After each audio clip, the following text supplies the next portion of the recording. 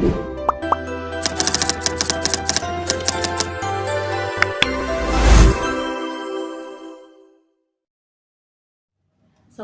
warahmatullahi wabarakatuh. Perkenalkan, nama saya Rosandi Asri Fardani, SSI MPD. Saya merupakan dosen D3 Teknologi Laboratorium Medis Politeknik Medika Farmakusada Mataram, di mana pada semester genap kali ini saya mengampu mata kuliah Kimia Analitik. Kimia Analitik sendiri merupakan mata kuliah yang memiliki 2 SKS, yaitu 1 SKS untuk teori dan 1 SKS-nya untuk praktikum. Nah, mata kuliah Kimia Analitik sendiri ini merupakan mata kuliah inti untuk mahasiswa D3 TLM. Nah, di sini saya akan menjelaskan tentang apa itu mata kuliah Kimia Analitik. Nah, Kimia Analitik sendiri merupakan mata kuliah yang memberikan pengetahuan dan pengalaman belajar untuk mahasiswa tentang bagaimana menganalisis secara kualitatif maupun kuantitatif dari suatu bahan yang terdiri dari larutan, konsentrasi larutan, penyangga larutan, lalu perhitungan kimia secara stoikiometri, lalu pemisahan anion dan juga pemisahan kation, analisis gravimetri, analisis volumetri, dan juga analisis instrumen yang digunakan untuk analisis suatu bahan, sehingga pada tingkatan berikutnya mahasiswa dapat mengaplikasikannya pada mata kuliah kimia air, kimia makanan, dan juga toksikologi klinik. Adapun penilaian pada mata kuliah ini meliputi partisipasi atau keaktifan mahasiswa, tugas, praktikum, dan juga ujian. Dalam mata kuliah ini ada beberapa capaian pembelajaran pada mata kuliah ini, yaitu meliputi sikap yang terdiri dari bertakwa kepada Tuhan Yang Maha Esa, mampu menunjukkan sikap religius dan berkarakter, mahasiswa berpartisipasi aktif, bertanggung jawab, dan memiliki motivasi untuk mengembangkan diri, mampu bekerja sama pada saat praktikum dan pada saat diskusi kelompok. Lalu untuk capaian pembelajaran yang berupa pengetahuan, mahasiswa mampu memahami, mengaplikasikan tentang berbagai macam metode analisis kimia secara kualitatif maupun kuantitatif sebagai dasar untuk mempelajari ilmu yang berkaitan dengan kimia analisis. Capaian pembelajaran selanjutnya yaitu keterampilan umum, di mana mahasiswa mampu menerapkan pemikiran logis, kritis, sistematis dalam konteks penggunaan ilmu pengetahuan dan juga teknologi yang memperhatikan dan menerapkan nilai yang sesuai dengan bidang keilmuannya dan mampu menerapkan kerjasama dan berkomunikasi secara efektif. Lalu capaian pembelajaran yang terakhir yaitu keterampilan khusus, di mana mampu menerapkan penggunaan analisis kualitatif dan juga kuantitatif dalam kehidupannya sehari-hari, serta mampu menerapkan kadar dari suatu sampel dan juga mampu melakukan analisa sampel menggunakan instrumen-instrumen modern seperti spektrofotometer UV vis, spektrofotometer serapan atom, inframerah, kromatografi, alat pemanas berupa inkubator, water bath, oven, dan juga autoclave. Penjelasan selanjutnya yaitu bagaimana rencana pembelajaran semester pada mata kuliah ini selama 1 semester. Dalam 1 semester terdapat 16 kali pertemuan, yaitu sebanyak 14 kali pertemuan untuk tatap muka, lalu 2 kali untuk ujian tengah semester dan juga ujian akhir semester, di mana dalam setiap pertemuan ada teori dan juga praktikum, sehingga setelah mendapatkan pengetahuan secara teori, mahasiswa bisa langsung mengaplikasikannya dengan cara mempraktekkannya langsung apa yang telah diperoleh secara teori tadi, sehingga mahasiswa akan lebih memahami teori-teori yang telah dipelajarinya. Untuk pertemuan pertama, kita akan membahas tentang rencana pembelajaran semester untuk mata kuliah Kimia Analitik. Untuk pertemuan pertama, capaian pembelajarannya yaitu mahasiswa memahami pengertian, tujuan, dan juga hasil yang ingin dicapai dari pembelajaran mata kuliah Kimia Analitik, di mana bahan kajiannya berupa ada kontrak perkuliahan, lalu kita membahas tentang pratinja mengenai apa sih itu analisis kimia analitik secara kualitatif maupun secara kuantitatif, di mana nanti metode pelajarannya yaitu berupa ceramah, lalu tanya jawab, diskusi, atau sumbang saran, lalu di mana dalam teorinya, dalam satu SKS-nya itu dengan dibutuhkan waktu 170 menit untuk teori yang terdiri dari 50 menit untuk tatap muka, lalu 60 menit untuk tugas, dan juga 60 menit untuk tugas mandiri atau belajar mandiri, dan juga ada 170 menit untuk praktikum. Lalu pertemuan kedua yaitu menjelaskan tentang larutan serta dapat menggunakan rumus-rumus dalam pembuatan larutan, lalu mahasiswa mengetahui atau memahami bagaimana sih kelarutan dan juga hasil kali kelarutan. Di sini akan dipelajari yaitu berupa sifat dasar larutan, lalu hubungan kelarutan, konsentrasi larutan, bagaimana rumus-rumus dalam penentuan konsentrasi larutan, menghitung pH larutan, lalu hidrolisis kation yang bersifat anion maupun kation yang bersifat basa maupun yang asam. Di mana metode pembelajaran juga masih sama, yaitu berupa ceramah, diskusi, dan juga tanya jawab. Lalu untuk pertemuan 3 dan 4, yaitu di mana nantinya mahasiswa mengetahui, memahami apa itu analisis kualitatif, yaitu mempelajari tentang analisa pemisahan kation maupun anion. Jadi untuk membedakan perbedaan anion dan juga kation, bagaimana penggolongan kation dan anion, lalu membuat skema pemisahan kation dan juga anion. Lalu yang pertemuan kelima itu mahasiswa akan memahami bagaimana metode analisis kuantitatif, yaitu melalui analisis gravimetri. Nah, di mana materi analisis gravimetri ini terdiri dari analisis zat kimia secara gravimetri, bagaimana metode dalam analisis gravimetri dan penentuan kadar dari suatu sampel dengan metode gravimetri. Lalu pertemuan ke-6 dan ke-7 yaitu pertemuan membahas tentang apa itu analisis gravimetri. Jadi mahasiswa akan menjelaskan dan juga memahami tentang analisis gravimetri. Di mana di situ poin-poin yang akan dibahas yaitu pendahuluan mengenai analisis volumetri, bagaimana reaksi stoikiometri, reaksi dasar untuk analisis volumetri, lalu membedakan larutan standar, analit, titran, dan juga indikator, dan juga pembagian jenis-jenis dari analisis volumetri. Nah, setelah pertemuan 1 sampai dengan 7, pada pertemuan ke-8 itu diadakan ujian tengah semester, di mana nanti pada saat UTS ini akan diberikan soal-soal tentang materi yang telah dipelajari dari pertemuan hari pertama sampai dengan pertemuan yang ke-7. Lalu pertemuan ke-9 itu di sini akan menjelaskan serta mengaplikasikan bagaimana sih titrasi asam basa, asidimetri, alkalimetri di dalam sampel. Di mana di sini akan dibahas tentang penggolongan jenis-jenis titrasi asam basa, terus lalu menjelaskan tentang larutan baku, lalu bagaimana sih cara perhitungan kadar dengan menggunakan titrasi asam basa. Nah, metode belajarnya di sini yaitu ada ceramah, diskusi kelompok, dan juga metode secara inquiry terbimbing. Ya, di sini waktu pembelajarannya itu dengan menggunakan waktu 170 menit untuk teori yang terdiri dari 50 menit untuk tatap muka, 60 menitnya untuk tugas, 60 menit lagi untuk tugas mandiri, dan selanjutnya 170 menit itu untuk praktikum. Lalu pertemuan ke-11 itu mahasiswa mampu atau menjelaskan serta mengaplikasikan titrasi argentometri atau titrasi pengendapan, di mana titrasi ini merupakan jenis yang ketiga dari analisis volumetri. Nah, di sini akan membahas tentang prinsip dari titrasi argentometri, lalu pembagian jenis-jenis titrasi argentometri, lalu menjelaskan dari bagaimana sih pembuatan larutan atau pembuatan larutan baku untuk analisis argentometri, lalu bagaimana aplikasi titrasi argentometri ini dalam kehidupan sehari-hari. Lalu untuk materi yang selanjutnya yang terakhir yaitu materi tentang analisis instrumen, yaitu di mana di sini akan membahas tentang analisis instrumen secara modern yaitu spektrofotometer. Di sini akan dibahas tentang bagaimana sih prinsip kerja dari analisis instrumen yang berupa spektrofotometer tersebut.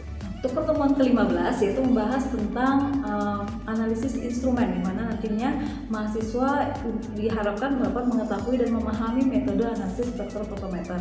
Nah, di sini jenis-jenis spektrofotometer akan dipelajari, bagaimana prinsip kerja dari spektrofotometer AAS, UV vis, IR, dan juga spektrofotometer secara umumnya. Nah, di sini akan diberikan metode pembelajaran berupa ceramah, tanya jawab, dan tugas kelompok, di mana tugas kelompoknya nanti untuk membahas tentang bagaimana sih prinsip kerja dari setiap instrumen tersebut, lalu mahasiswa dapat mengaplikasikan atau bisa mengoperasikan instrumen-instrumen tersebut untuk pengaplikasiannya dalam suatu sampel. Nah, dalam pelajaran ini juga sama, waktunya 170 menit, di mana 50 menitnya untuk tatap muka, 60 menitnya untuk tugas, dan 60 menitnya untuk belajar mandiri, dan juga ada 170 menit untuk praktikumnya. Pada pertemuan selanjutnya yaitu pertemuan ke-16 itu akan diadakan ujian akhir semester, di mana nanti pada ujian akhir semester ini akan diberikan soal-soal ujian dari materi yang telah diberikan dari pertemuan ke-9 sampai dengan pertemuan ke-15.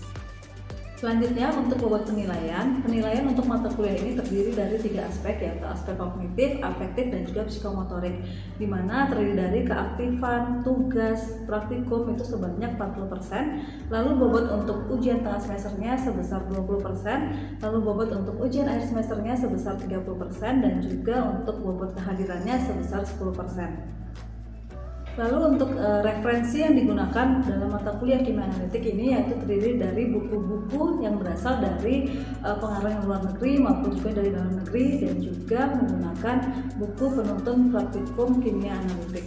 Demikian rencana pembelajaran semester untuk mata kuliah kimia analitik di semester genap kali ini. Terima kasih. Wassalamualaikum warahmatullahi wabarakatuh. Assalamualaikum warahmatullahi wabarakatuh.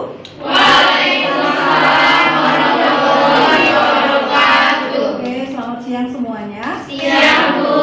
Oke, hari ini kita akan melanjutkan materi kuliah kita tentang kimia analitik. 2 minggu yang lalu kita sudah mempelajari tentang analisis volumetri. Ya, jadi kalau kita review kembali, Bu mau tanya nih, analisis volumetri itu termasuk dalam analisis kualitatif atau kuantitatif? Kuantitatif. Jadi analisis volumetri itu termasuk dalam analisis kuantitatif. Nah, ada masih ingat 2 materi kita sebelumnya yang termasuk analisis volumetri? Ya, apa saja yang sudah kita pelajari 2 minggu sebelumnya?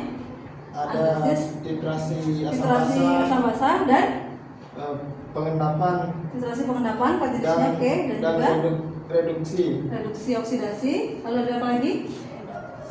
Ada yang masih ingat? Ada 4 jenis analisis volumetri dalam titrasi. Ada apa saja? Kompleksometri. Oke, diulang lagi. Yang pertama yang sudah kita pelajari itu yang titrasi asam basa. Yang kedua itu titrasi kompleksometri. Lalu yang ketiga itu titrasi pengendapan yang akan kita bahas pada hari ini.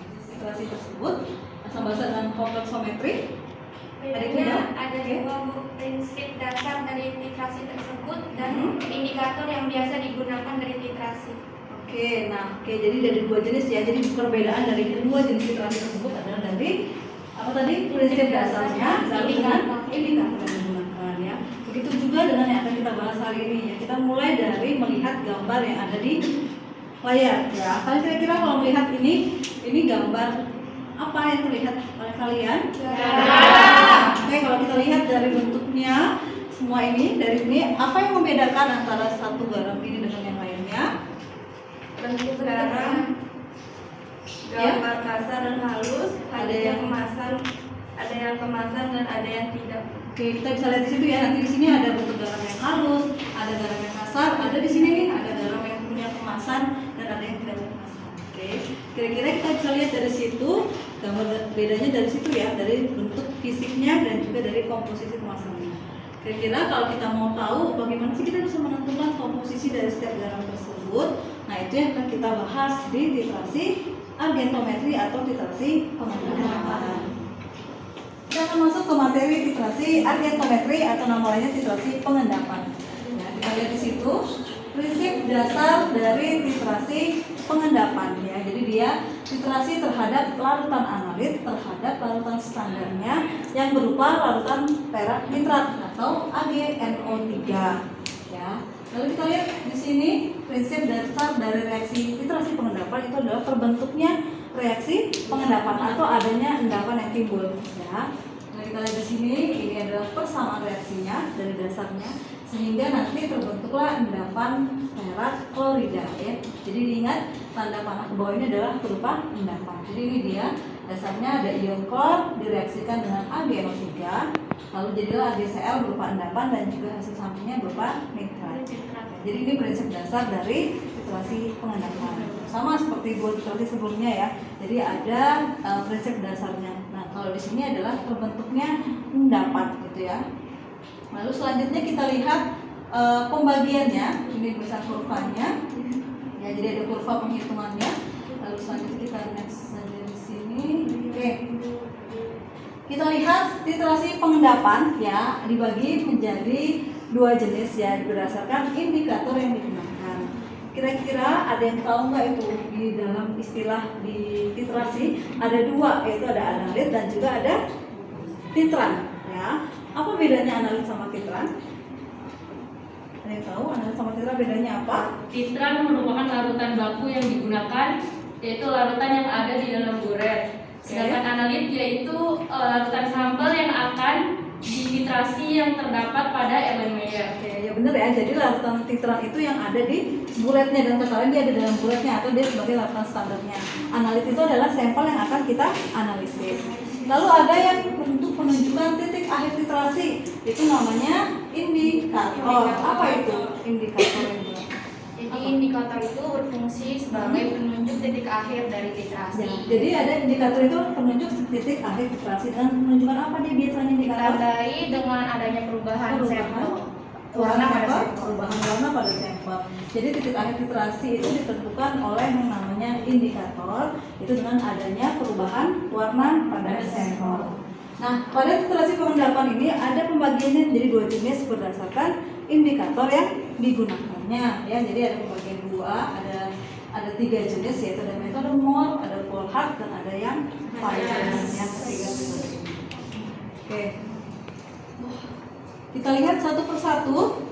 Yang pertama itu metode Moore, ya. Di sini indikator yang digunakan itu adalah ion kromat dengan titrannya berupa perak nitrat. Di sini menentukan garam-garam halida. Garam halida di sini itu ada golongan F, fluor, FCl, Br, dan iod. Ya, jadi itu garam-garam halida yang bisa kita tentukan dengan Moore. Nah, kalau kita lihat tadi sampel di awal tadi ada garam, itu berarti kita bisa tentukan dengan menggunakan metode Moore. Oke, kita lihat di situ. Jadi ini sama reaksinya seperti ini. Ya, jadi ada tetap terbentuk endapan, ya. Endapannya cuma setelah ditambahkan dengan indikator, endapannya berubah warna menjadi merah bata. Dan kita lihat ya, jadi ini reaksi yang terbentuk dari titrasi pengendapan yang jenis Moore, ya. Jadi ada Ag, kita reaksikan dengan Cl- jadi endapan AgCl berwarna putih. Nah, setelah dia dititrasi lagi ditambahkan indikator, dia akan berubah warna menjadi coklat kemerahan. Jadi dari awalnya dia warnanya putih susu, ketika ditambahkan indikator warna seperti ini, lalu dititrasi dengan menggunakan perak nitrat larutan standarnya, dia akan berubah warna menjadi merah bata atau coklat kemerahan seperti ini. Nah, dari sini setelah kita melakukan titrasi, kita bisa menentukan berapa sih kadar dari suatu sampel yang akan kita analisis, ya. Itu bisa kita gunakan rumus seperti ini. Ya, bisa dari situ. Nah, ini dianggap saja ini adalah titrannya, ya, volume titrannya berapa. Ini kita lihat sampai dia mencapai titik akhir titrasinya. Kita masukkan ke dalam rumus yang ini. Jadi kita pakai volume dari level standarnya AgNO3 dan juga dari volume endapan yang terbentuknya itu ion klornya. Jadi kita bisa menggunakan rumus ini, lalu seterusnya bisa dapat sekian persen dari sampel yang akan kita tentukan kadarnya. Itu bisa dikali 100%. Ya, jadi seperti ini rumus yang akan kita gunakan. Oke. Selanjutnya kita lihat yang pembagian titrasi argentometri yang kedua berdasarkan apa tadi pembagiannya berdasarkan indikator yang digunakan. Kita lihat yang pertama. Di sini ada metode Volhard, ya. Volhard itu indikator yang digunakan itu ion besi 3+, ya. Lalu ada titrannya kita menggunakan ion tiosianat, ya. Jadi kalau yang tadi di Moore titrannya kita pakai AgNO3, kalau Volhard titrannya kita pakai ion tiosianat. Ya, lalu seterusnya tujuannya apa sih metode Volhard ini? Yaitu tujuannya untuk menentukan ion Ag+ atau dia menentukan anion. Anion itu sudah pernah kita pelajari di analisis kualitatif, ya. Jadi kita belajar di situ, kita bisa tentukan anion itu dengan menggunakan metode Volhard. Tentunya penentuan kadar, ya. Nah, ini sama. Jadi ada endapan yang terbentuknya sama seperti Moore tadi, ada endapan yang terbentuknya. Hanya bedanya kalau di Moore tadi untuk garam halida, kalau Volhard untuk ion atau anion ion Ag+. Nah, di sini kita bisa lihat persamaan reaksinya. Itu ada ion Ag+, kita reaksikan dengan larutan titrannya akan menghasilkan endapan putih dari AgSCN. Ya, atau kita bisa lihat lebih jauh lagi dari gambar seperti ini. Ya, jadi awalnya dia warnanya putih susu, ketika ditambahkan dengan indikator lalu dititrasi akan berubah warna menjadi merah. Ya, kemerahannya. Jadi warnanya itu untuk menunjukkan titik akhir titrasi dari metode Volhard, itu warnanya merah. Ya. Oke.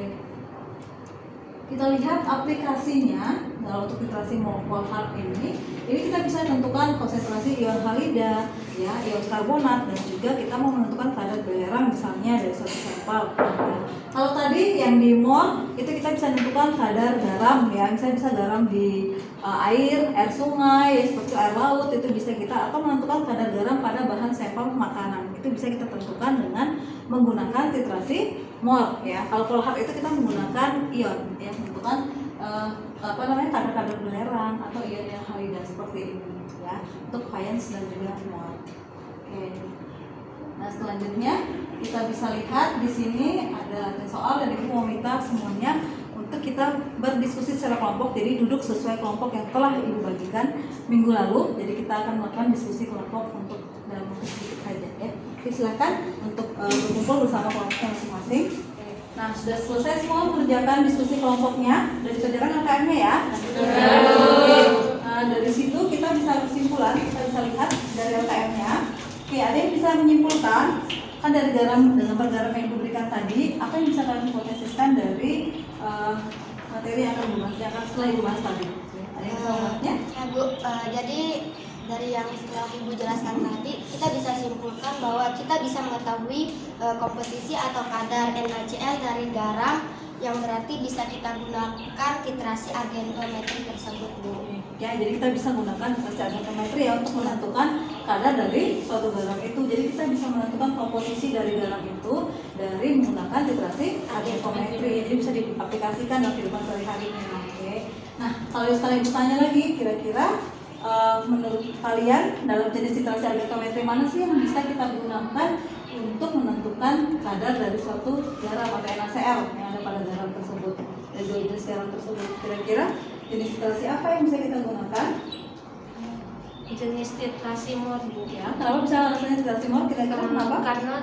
Karena titrasi mol bisa digunakan untuk garam-garam halida dan garam NaCl termasuk di dalamnya. Garam halida, oke ya benar ya. Karena tadi kan tujuan atau aplikasi dari penggunaan titrasi argentometri atau yang mol tadi itu untuk penentuan kadar dari suatu garam-garam halida. Ya, di mana garam yang kita contohkan tadi itu adalah termasuk dalam garam halida karena dia kandungannya natrium dan juga klorida. Nah, Cl itu adalah kandungan dari garam halida. Oke. Nah, sekarang kalau pertanyaan selanjutnya, bagaimana sih kita menentukan kadar dari suatu garam, kadar NaCl dari suatu garam? Ada yang bisa mengerjakan latihan soalnya tadi? Sudah dikerjakan? Oke. Oke, kita sambil koreksi ya teman-temannya. Lihat.